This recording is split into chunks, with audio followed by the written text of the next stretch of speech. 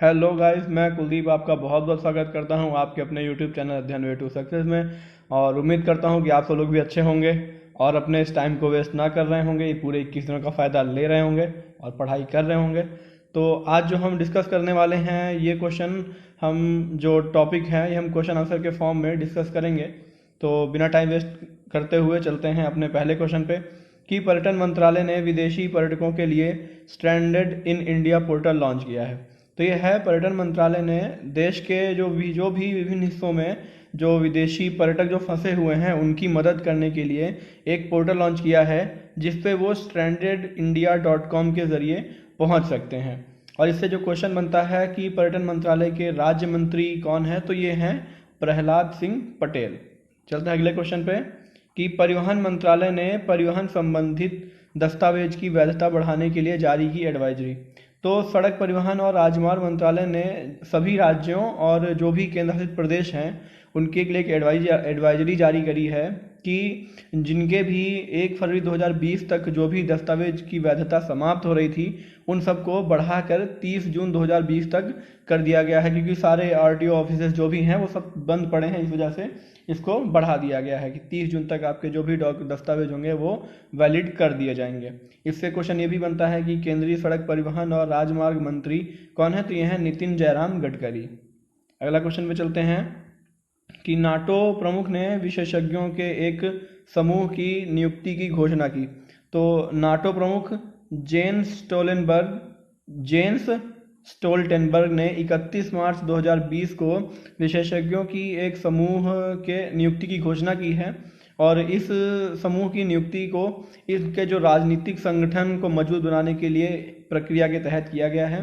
तो बात करते हैं, नाटो के जो सदस्य देश हैं वह 30 हैं और इसकी स्थापना हुई थी 4 अप्रैल 1949 को। इसका मुख्यालय ब्रुसेल्स बेल्जियम में है।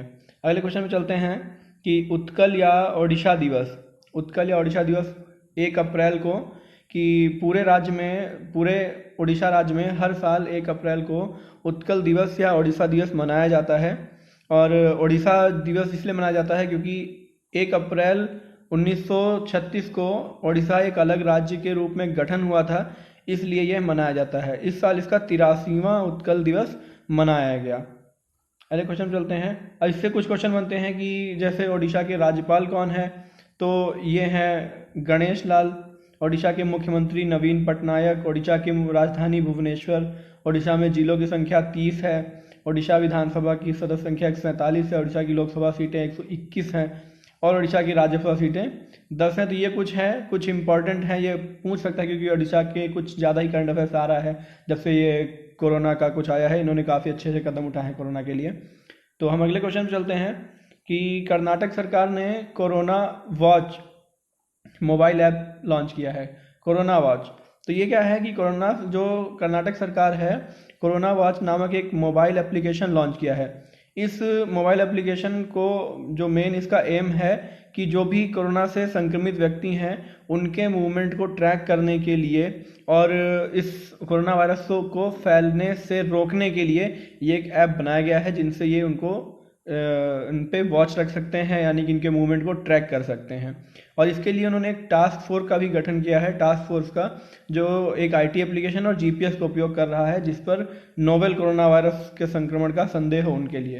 अब बात करते हैं, कर्नाटक के मुख्यमंत्री हैं बीएस येदियुरप्पा और राज्यपाल हैं वजुभाई वाला।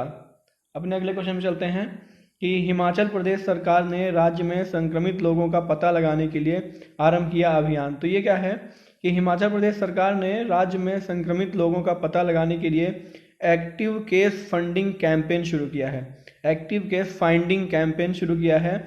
यह अभियान राज्य के नागरिकों को उनके दरवाजे पर ही कोविड-19 के लक्षणों के बारे में जानकारी प्रदान करने के लिए आरंभ किया गया है। और बात करेंगे हिमाचल प्रदेश के मुख्यमंत्री तो हैं जयराम ठाकुर, राज्यपाल हैं बंडारू दत्तात्रेय। अपने अगले क्वेश्चन चलते हैं कि तमिलनाडु में मोदी किचन की पहल की शुरुआत। अब ये मोदी किचन क्या है कि तमिलनाडु के कोयम्बटूर में मोदी किचन की स्थापना की गई। इस रसोई में प्रतिदिन 500 लोगों को भोजन परोसने की क्षमता है। 500 लोगों को ये भोजन दे रहा है और जो कि 14 अप्रैल की, जब तक लॉकडाउन की घोषणा की गई है 14 अप्रैल तक, तो वहीं के लोकल के जितने भी लोग होंगे उस एरिया के 10 किलोमीटर क्षेत्र के दायरे में जो भी लोग होंगे, इन 500 लोगों को एक खाना खिलाया जा रहा है वहाँ पे। तो बात करें तमिलनाडु के मुख्यमंत्री कौन है, थिरु एडप्पादी के पलानीस्वामी, और तमिलनाडु के राज्यपाल हैं बनवारी लाल पुरोहित। अपने क्वेश्चन चलते हैं कि सरकार ने आरबीआई के डिप्टी गवर्नर बीपी कानूनगो का कार्यकाल 1 साल के लिए बढ़ाया। सरकार ने आरबीआई के डिप्टी गवर्नर बीपी कानूनगो का कार्यकाल 1 साल के लिए बढ़ाया। तो ये है कि केंद्र सरकार ने रिजर्व बैंक के डिप्टी गवर्नर बीपी कानूनगो के कार्यकाल को 1 साल के लिए एक्सटेंड कर दिया है, जो 3 अप्रैल 2020 से लागू हो गया। यानी कि 3 अप्रैल से इनका रिटायरमेंट था, इनको हटना था, पर इनको बढ़ा दिया गया है। और 2017 में डिप्टी गवर्नर के रूप में कार्यभार संभालने वाले कानूनगो का कार्यकाल 2 अप्रैल को समाप्त होने वाला था। और रिजर्व बैंक में 4 डिप्टी गवर्नर होते हैं, अन्य 3 जो हैं वो एस विश्वनाथन, एम के जैन और माइकल देवव्रत पात्रा हैं। आरबीआई के 25वें जो गवर्नर हैं वह हैं शशिकांत दास, जिसका इनका मुख्यालय जो है आरबीआई का ये है मुंबई, और इसकी स्थापना जो हुई थी 1 अप्रैल 1935 को। ये कुछ क्वेश्चन है नीचे की 2 लाइन जो अलग से पूछा जा सकता है। तो चलते हैं अपने अगले क्वेश्चन पे कि भारत पे और आईसीआईसीआई लोम्बार्ड ने कोविड-19 संबंधित बीमा शुरू करने के लिए मिलाया हाथ। भारत पे एक मर्चेंट पेमेंट कंपनी है और आईसीआईसीआई तो आप सब लोग जानते ही हैं। तो भारत पे ने कोविड-19 के कवर करने वाले बीमा की सुविधा देने के लिए ICICI Lombard general insurance company limited के साथ साझेदारी की है। यह बीमा सुविधा दुकानदारों के लिए शुरू की गई, जो भी दुकानदार हैं उनके लिए किया गया है, क्योंकि इसके कारण जो आर्थिक रूप से सबसे अधिक प्रभावित हुए हैं तो वही लोग हुए हैं।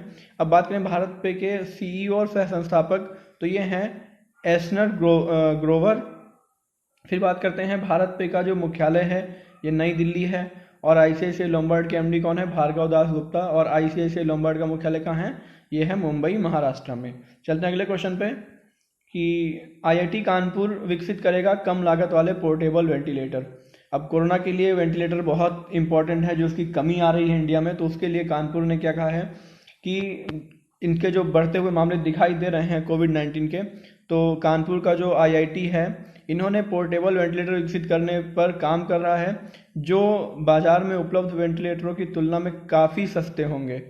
और ये वेंटिलेटर का जो प्रोटोटाइप है बहुत जल्दी तैयार हो जाएगा, जिसकी असेंबलिंग के बाद उसे लाइफ सपोर्ट सिस्टम के रूप में इस्तेमाल किया जा सकेगा।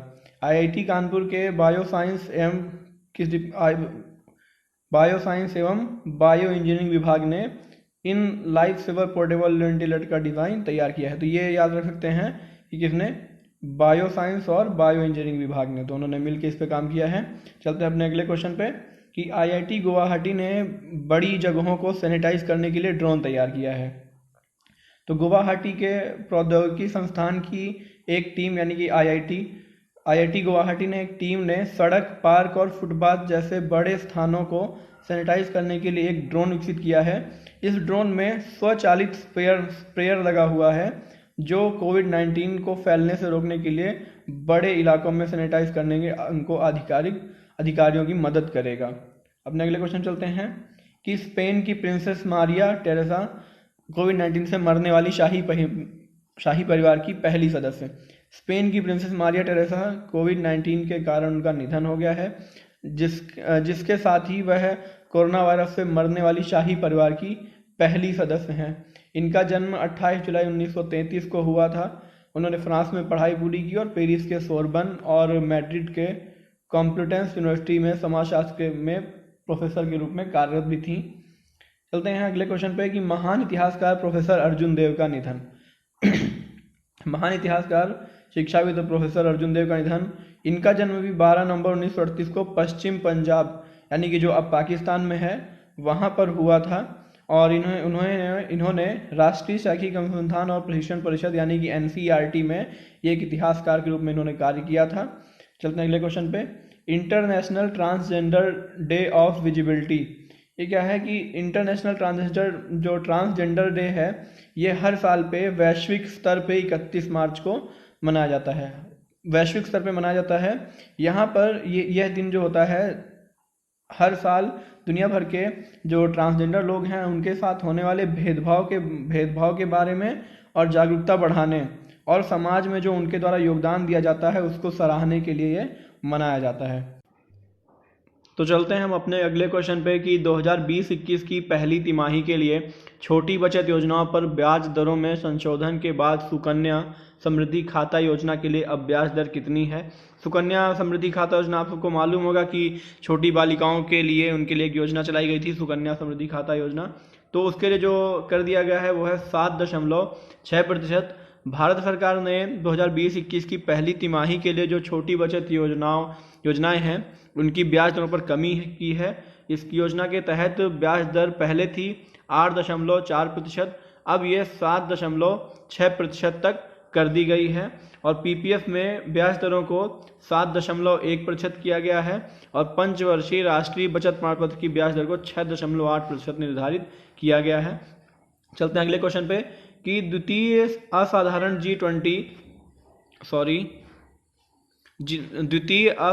G20 वित्त मंत्रियों और केंद्रीय बैंक गवर्नर्स की बैठक किस देश की अध्यक्षता में हुई। तो ये है सऊदी अरब की अध्यक्षता में हुई है।